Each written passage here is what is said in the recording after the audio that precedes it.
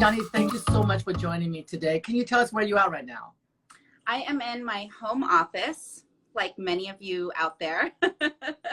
And that's in Santa Monica, California, correct? Santa Monica, California. Well, I'm in Los Angeles and I'm not far away from you. I'm in West Hollywood. And for those of you guys follow us on Instagram, we do know each other. We are friends, and my godson and your kids do play together, and they got to meet for the very first time from distant dog walking. If you guys haven't done that yet, it's a wonderful thing. We'll walk on the opposite side of the street and we get to share some incredible energy together. But today, it's about giving back. So Yunnie, you're a restaurateur. That means that you have you have opened many restaurants over the year and working in the food industry for over 20 years, correct?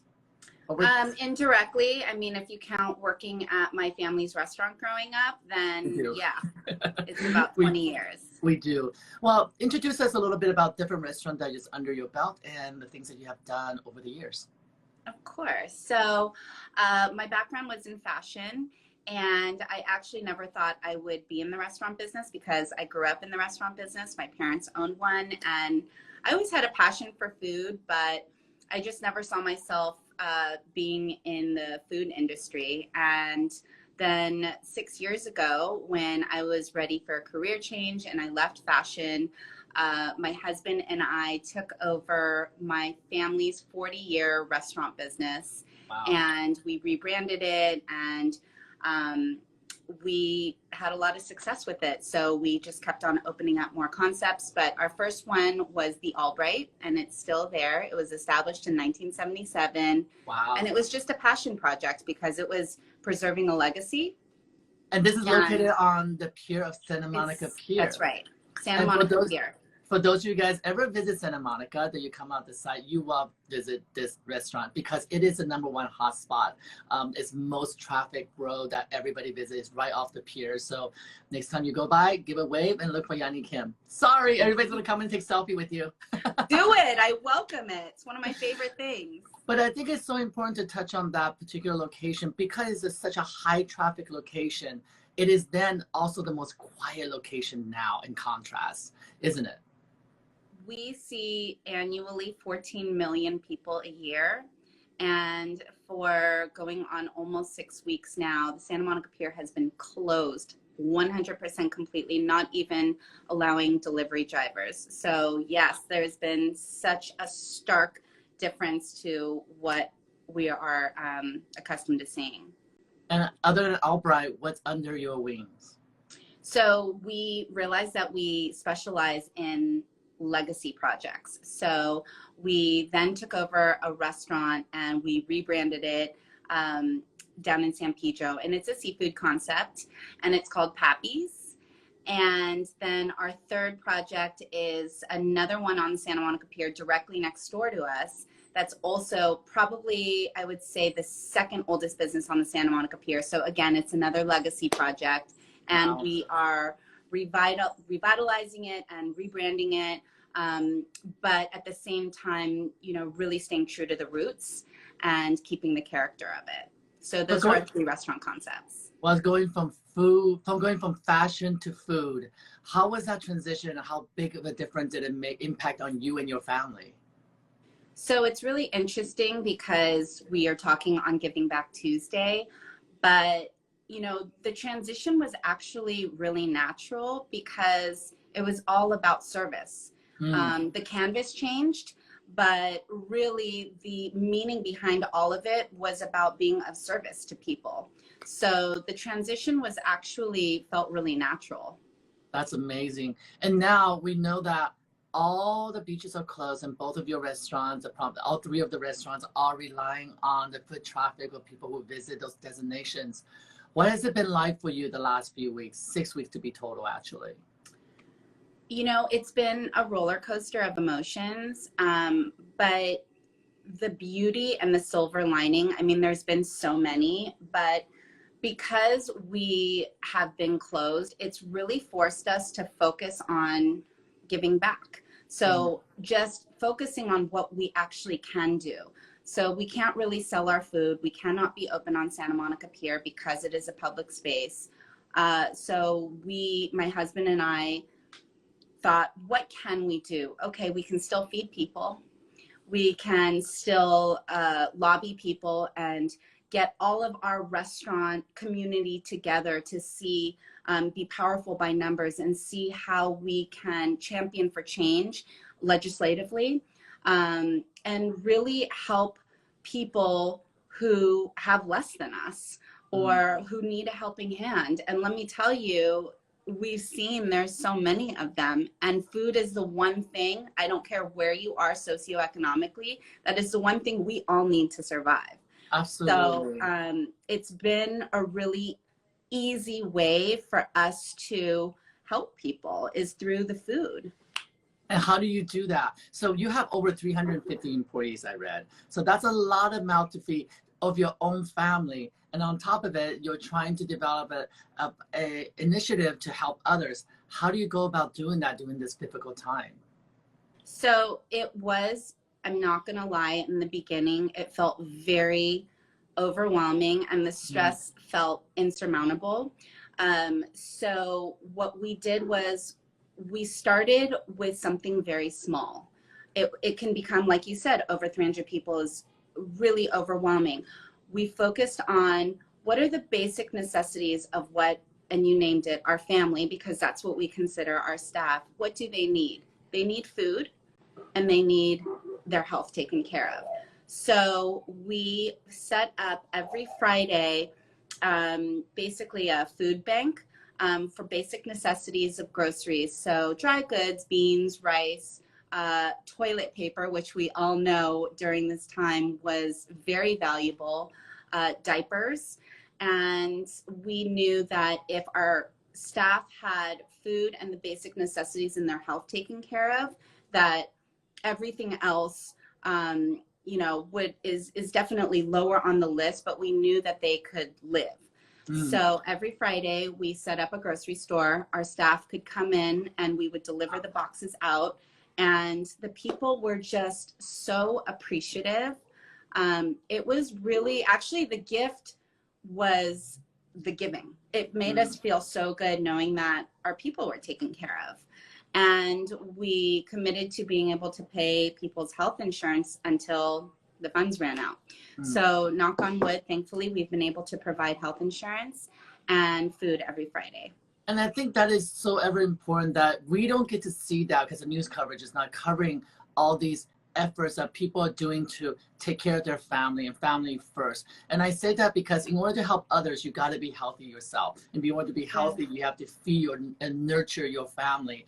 And having a family, which you call your staff family, over 350 people, you got to take care of them first. And not just physically, by giving them ability to have food that is something that they don't have to worry about. It nurtures their health, it nurtures their mind. And how do you ensure them that it will be better and they are going to come back and we're going to be okay again? Well, not everybody knows my husband. You do. He is one of the most inspiring, positive people. And I think that, you know, him checking in and being the face and being the person who brings the boxes to our staff, that gives them the emotional reassurance that they know it's going to be okay, because he kind of just has that way about him where he makes you feel safe. But check-ins too. I mean, just, you know, I think for people who feel like, well, you know, I have very limited resources, you can also give back and check in on people, and that takes time and, you know, maybe a phone call or a text, but it could mean the world. So we've been, you know, just doing our daily check-ins with our staff and seeing how they're doing and asking them what they need. And I think that is so important because I'm sure even with my smaller staff, not at 350, that when this pandemic happened, the biggest worry is that, will we have a job when it's over? We know there will be a day that this will be over. We just don't know what day that is. We know there will be a new normal. We don't know what that new normal is. And the biggest fear that people have is, what do we do next? What do we do next? And what I have learned through this process, stop asking what are you going to do next, is what are you going to do now? And that's something that you're doing now that is so powerful. And I'm so honored to even know you, that you're doing this work to help the community. And I know that some of the staff that I have that I'm not able to provide financially because they're freelancers, and then I encourage them to apply for loans, or encourage them to apply for unemployment. We do what we can, advise what we can to help what we can. And I, like you, I love to cook, and I absolutely miss that the most, is be able to provide food for my staff and cook for them. And in the way that you're doing now, is that you love to cook for your staff too, and I know that, but you're providing the most essential things they need in order to have mental and physical health. It's an honorable thing, and it's also something that I'm sure brings you such gratification and satisfaction through this process. And through that process, I think it heals us inside ourselves. 100%. Giving is actually, the gift is not to the recipient. It's to the giver, because it is medicine for the soul. And to be honest with you, I don't know where I would be at if I didn't have the ability to give to not just my staff, but my own family right now, to fellow restaurateurs. I've had, you know, on a much granular level, I've had friends call me and say they are going through something right now and they could really use, you know, a helping hand picking up groceries. So like I said, I just feel like there's so many ways to give back, and it could feel really overwhelming, because absolutely take care of, you know, put the oxygen mask on first and then you can help others. But once you do, one act of kindness a day, it doesn't have to be Giving Back Tuesday or Giving Back Thursday, you know, give someone a phone call, and see what that does for yourself. I mean, the gift is for the giver. I am 100%. And I do have to take this opportunity to thank you for being part of the initiative of Let's Talk. And for those of you guys been following me on Let's Talk the last 6 weeks, we have an initiative that for every guest that comes on Let's Talk donates 500 masks to first responders. And we encourage our guests to match or do more. And thank you so much, KimChiAvocado. Because of you today, we're donating 1,000 masks to first responders. And those are the effort that we can put forward. Not all of us have all the means, but whatever you do, and like you said, could ever be so small. It could just be, and you see a homeless person that you usually give them $1 when you see them, you know, extend that to $5. It's that little gesture comes back in full. I promise it does. And a lot of people ask, like, what's the purpose of Let's Talk? Can I tell you the purpose is learning every single day what my purpose is. It's interesting because I don't know. I don't know what the future is going to be, but I do know now it's a time to be kind, to be gracious, and to put spotlight on people like you guys who are doing so little and so great at the same time for the community, you know? I don't even feel like I deserve the praise, just because I feel like it's our duty as a human being to, you know, outside being a businesswoman, you are a mom, you're KimChiAvocado. Let's touch that a little bit. I would love to know KimChiAvocado. Give us the meaning of that name. So I am Korean. I'm first generation Korean, born in Santa Monica. So I say that KimChiAvocado is representative of a Korean girl with California roots. So what do you think of when you think of Korean people? I think of kimchi. Kimchi, spicy. And what do you think of when you think of California? I think of an avocado. So that's how KimChiAvocado was born. And actually something really fun that I'm doing, another way of giving back through the KimChiAvocado platform, is people were asking for cooking classes. Yes. And so I am offering a free cooking class. The only thing that I'm asking is that if people could give to a charity or an organization. And this week I chose an organization that I've been involved with for years called Present Now. And they help victims of domestic violence.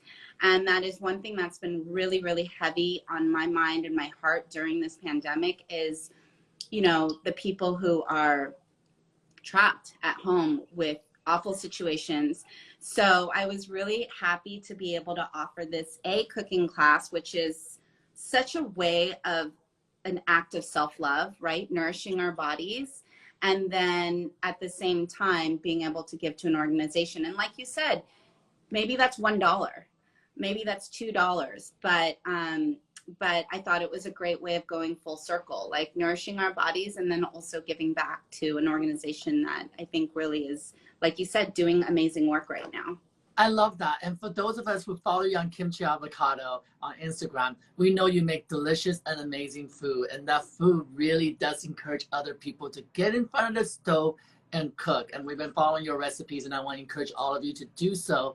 But at the same time, during this time, you and I had a conversation just a few days ago that how food has become even more important, not just a necessity. It actually becomes so many different metaphors of life that we're going through.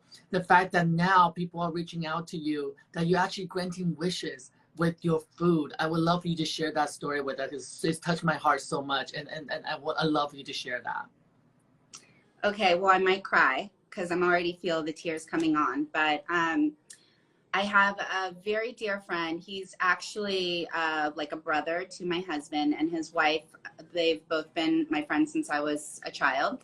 And her best friend, who was, I mean, talk about Giving Back Tuesday. This is a woman who gives back every day. We met over Instagram, and when I launched KimChiAvocado, she was just so supportive. I didn't even know her. She was just introduced through a friend, and she just wanted to help me. And we had become friends through the platform. So I didn't know her well, but she's been very open about something she's experiencing as a family that's horrific. Her almost 3-year-old daughter was out of nowhere diagnosed with a very rare form of cancer that has a 0% survival rate. Wow. And I'm sorry. It was really devastating because as a mother and as just a human being during this time, you realize how gut-wrenching that is. And anyway, so I wanted to help in any way. I've been checking in, like I said, on our mutual friend and saying, please let her know, is there anything I can do? Of course, I shared a GoFundMe link.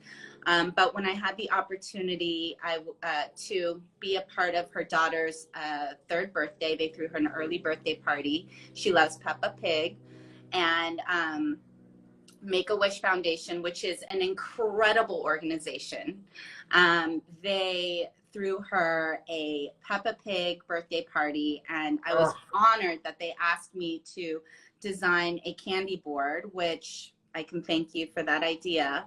The candy board, which has taken off, which is, let's face it, a kid's dream come true, just to see it, right? A board full of candy. And I also did a cheese board for them. And I really just, like everything I do, pour my heart and soul into the food. But it was, like I said, the gift was for me. The gift was not for them. But being able to put my love and, joy into something that I knew would be a part of her celebration was amazing. So small acts of kindness. It wasn't, life-changing, but it was something that I felt really honored to be able to be a part of. I am so, if I could say, I'm so proud of you, and I'm so proud of us. I'm proud to be your friend. I'm proud to hear these stories, because through this pandemic, there's so many noises out there. There's misinformation out there. And through all that, you have to cut through all that, I'm sorry to say, bullshit, and get to the true humanity of what really matters. And truly reaching out to people at this time and be able to do a simple gesture. You call it simple gesture, creating a candy board for someone. It means the world to them. It is her wish. It's part of her wish. And I'm speechless, because that gesture is incredible. And I can learn so much from that through this process, because there's so many of us are struggling to figure out how we can help. And by hearing your story, by you being here today, sharing that a simple gesture that you do by creating a board for someone, actually granting a wish for them, it means the world. It means the world. This information is what we need to be sharing more. And I wish our news broadcasters would give us more positivity in the news about what people are doing, what people like you are doing, that is sharing that. And on top of that, you have the responsibility of being the strongest person in the house to take care of your children, and your husband has to carry the load of being supportive to the 350 employees. Those responsibility can take you down, or they can make you stronger. And you guys are the strongest people I know. truly. Oh, thank you. Well, I think all of us are going to come out of this on the other side stronger. Every single last one of us, because we all have different circumstances or things that we're working through. But I want to touch on one thing that you did say, cutting through the noise, and especially as it pertains to children, because I have a 5 and 10-year-old, and obviously they've had a lot of questions about this. And something that our preschool director, who I really look up to, and ask her for advice about how to talk to my children about these things. She said, from the words of Mr. Rogers, who I absolutely love, I don't know if you saw the movie, he said that his mom used to tell him when bad things would happen like this, always look for the helpers. So every day we try and find a story on someone who's helping and doing a good job, and I've been sharing that with my children. And I don't think that's exclusive to children. I think that's really, really important for all of our mental health, to find the goodness and find the happy stories. I think that's really an important exercise. Well, one thing I know about you is that you love to cook. And just so you know, all of us love to eat your food. For those of us who know you, love to eat your food and share those recipes. And through this time, in fact, those recipes are ever more important. And I know it's a lot of pressure during this time to create content and put them out there. But just so you know, we so appreciate every little content you put out there that brings happiness to our soul. We love it. Well, thank you so much for being with me here today. Thank you for being kind. And that's one thing that personally I've learned through this process, is be kind through whatever it may be. And that's all we can do, is be kind to each other through this time. And we're also taking this month to celebrate Asian Pacific Heritage Month. So I'm so happy that with a fellow Asian Pacific Heritage person in front of me. And lastly, I just want to thank you so much for being not just who you are, but being an amazing friend and a mentor to teach me how to guide my godson. And I learned so much from you, and I will continue to get every information I can ever get from you to be a better parent and be a better role model in our business, because we both came from fashion world and we know how superfluous that can be. And through all that, I'm also seeing great things come out of fashion world, that they're realizing their responsibilities. And we'll continue to have those talks on Let's Talk. But for now, I just want to pay you the greatest respect. Thank you for being who you are. Right back at you. A friend. Oh, I love you. And love you. stay strong out there. Thank you so much.